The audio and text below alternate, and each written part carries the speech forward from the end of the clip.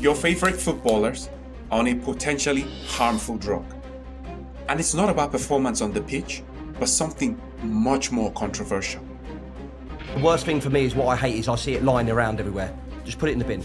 It's like They will not stop taking this drug, even though the Professional Footballers Association and the World Anti-Doping Agency have warned them about the dangerous side effects.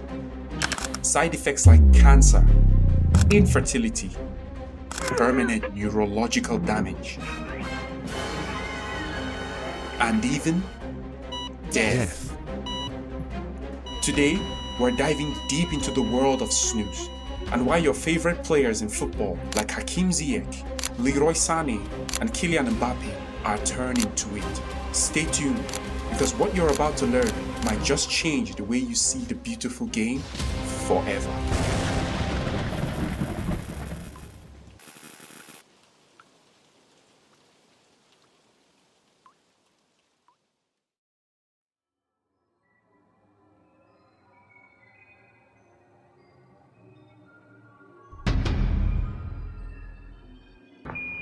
Houston, Tranquility Base here. The Eagle has landed.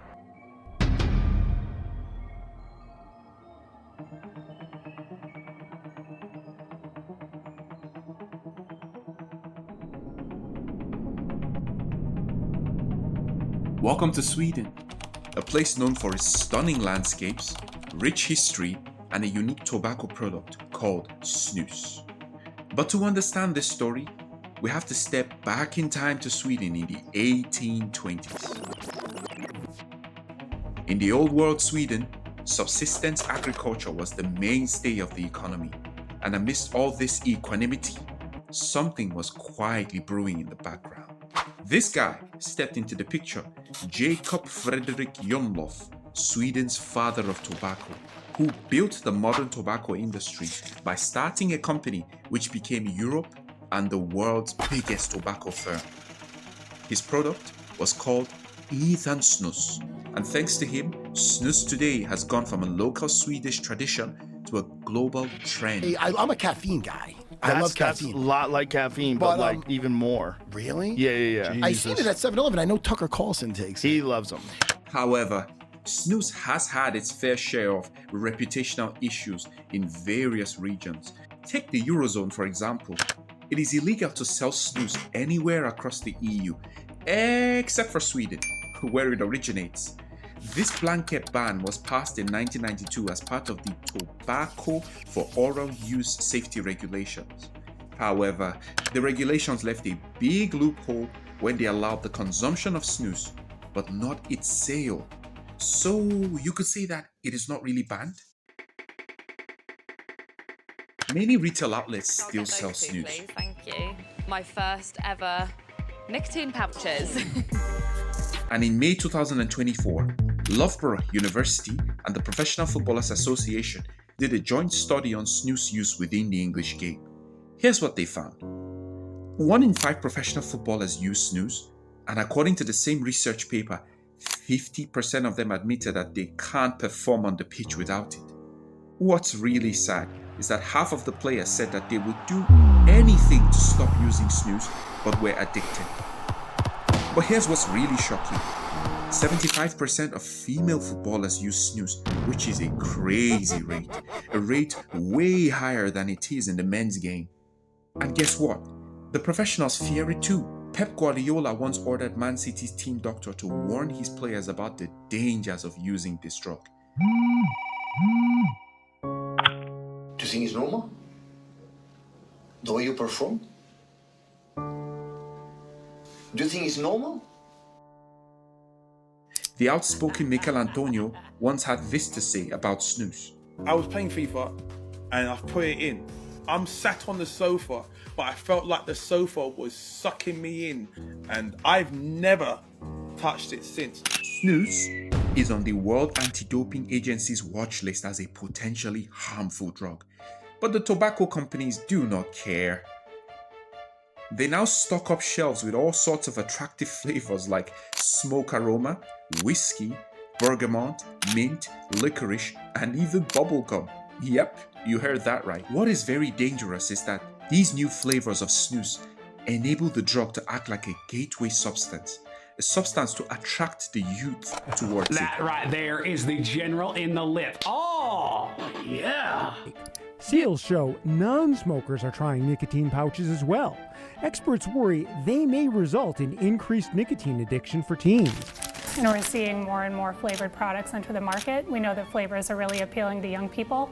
So limiting flavors in nicotine pouches is one approach that could reduce their appeal. And that is exactly what the tobacco companies want.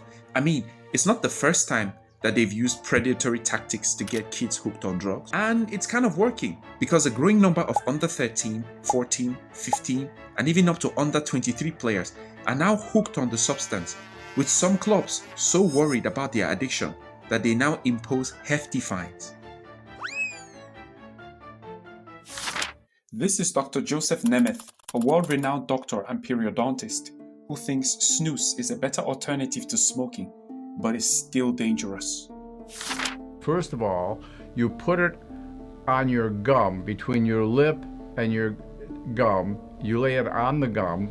It's absorbed very quickly. It goes directly into the bloodstream, so you feel the effect very, very quickly. So it starts to irritate and almost cause that tissue to look like a burn.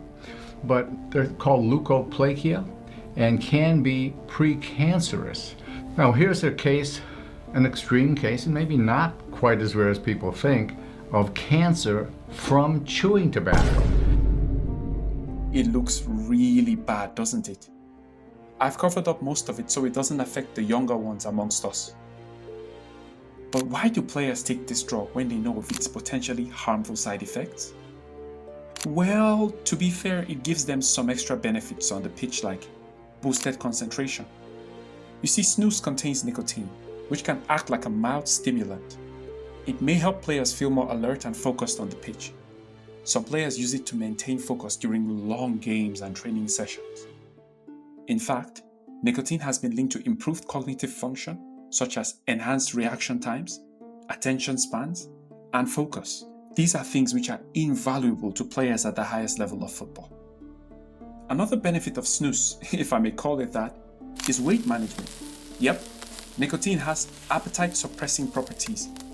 And while this is not necessarily healthy, some footballers may use snus to control their weight and maintain a lean muscle mass. Leaner bodies are an aesthetic goal in the world of professional football, where physique and fitness are vitally important. So, there you have it, the rise of snus amongst footballers, with both its potential benefits and drawbacks. While some athletes might find it helps them with stress relief, to snuff out scandal, the long-term health risks cannot be ignored. Whether snus becomes a growing trend in sports or fades away, only time will tell. But thanks for watching. And if you enjoyed this video, don't forget to like and subscribe because we have more great content coming your way. Until next time, stay healthy.